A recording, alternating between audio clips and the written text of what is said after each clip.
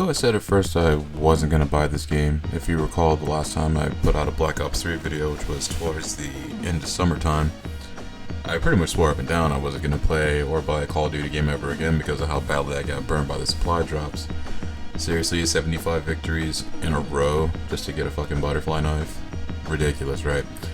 Fast forward to November. Here we are, playing Call of Duty Infinite Warfare. Yep, I bought it. I'm playing it. And, at least for the Infinite Warfare aspect of it, the campaign part's actually pretty awesome. Like, that's actually, like, it's a very, very large departure from what they typically do in a Call of Duty game, which I actually can kind of appreciate. It's pretty much just like Call of Duty and Mass Effect kind of just mashed together, and this is the result. But the multiplayer for this, good God. Where do we begin with the multiplayer? It's kind of a weird kind of crossroad. We have to kind of like play conservatively, but also play really aggressive in order to have a decent match. Because apparently skill-based matchmaking, it's in there. I mean, it's pretty much one of those things that's kind of the standard now in the Call of Duty games, so it's kind of hard to avoid. And first couple matches I played, like, these were rough. Like, literally, like, going into the match, just like getting destroyed pretty much the entire time.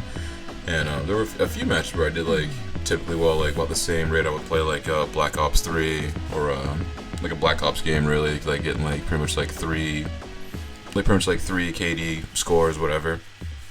But majority of the time I was like really lucky to even like break even, because like that's the way these maps are set up. Like if you look at it from, I guess, from above, like you have your 3 lanes, yeah, but also you have a bunch of like nooks and crannies, little flank routes. Like it's really like, instead of like 3 just I guess actual like concrete routes, you have about 30 little like sub routes you can take. Like honestly, like it's like a piece of Swiss cheese, really, these maps. And the maps that I've played on so far, I totally missed out on the beta, so I didn't get a chance to really check that out, because I gave my codes away because I was out of town that weekend while it was available on Xbox One. And so I've only got to see what the beta maps were like, and those are okay, but the standard pack-in maps that are on multiplayer at the moment, like a lot of those are so chaotic, it's just like, I don't know like what to make of that. It's just like there's really no safe way to go, and really the only thing I figured out as far as I could actually like kind of stay alive longer, as much as I hate to do this, we pretty much have to just like patrol like maybe 1, maybe 2 areas and kind of just like stick around there until like that route just completely just dies out, and then just move on to the next one. Because if you try to like run around, you get killed instantly.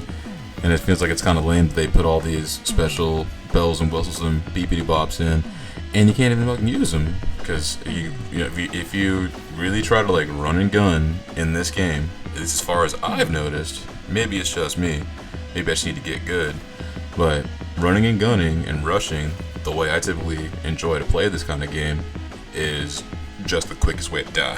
the quickest and easiest way to die.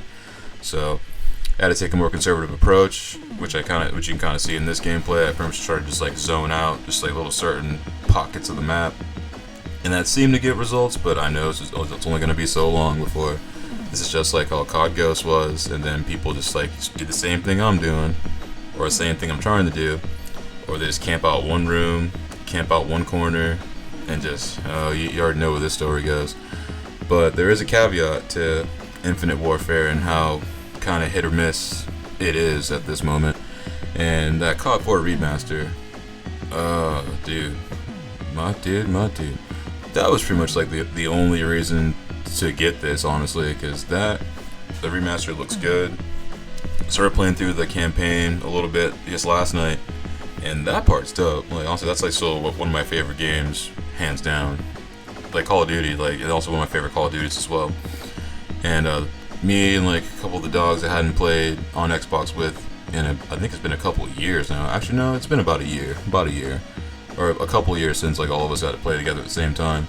But also got some of the old like COD 4 band back together, and man, we also like went in on Call of Duty like for about 2.5 hours last night.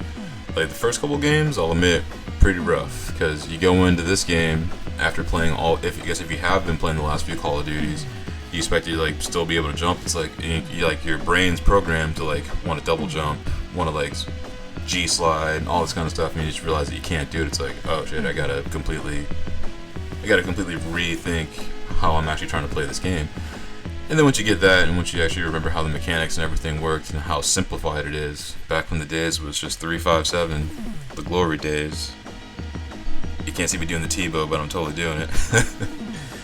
But it takes a bit of the sting off this initial purchase, because like it's like an $80 game, which is ridiculous. Like, and it really doesn't make any sense why they won't sell these separately, because they should, because not everybody is going to want to play Infinite Warfare, and I really think it's fucking lame that they have a good game locked behind an $80 paywall. Because let's just be frank, man, I can see Infinite Warfare dying off completely by like probably like December, well, maybe not quite December, but like February, March, I can totally see that dying off. But with COD 4, since it's a game that everybody's been wanting to play, and in some instances like haven't been able to play since it came out, I guess back in 2009, I see that like pretty much like riding out for a minute. And the fact that this actually gets the package itself scored lower than Titanfall 2, it amazes me how did it outsell Titanfall 2? Because honestly, Titanfall 2 is way better than this. Like, as far as Infinite Warfare, Titanfall 2 is like wrecking this. So I'm so glad that they came out a week apart. So hopefully those dudes will get a time to shine, because Titanfall 2 really deserves it. Infinite Warfare, I say if you want to get it, I say just get Legacy Edition just so you can have that COD 4 remaster. But alright, I've banged on about this enough. I'll see you on the next one. If you like it, click subscribe, like, all that stuff. Peace out.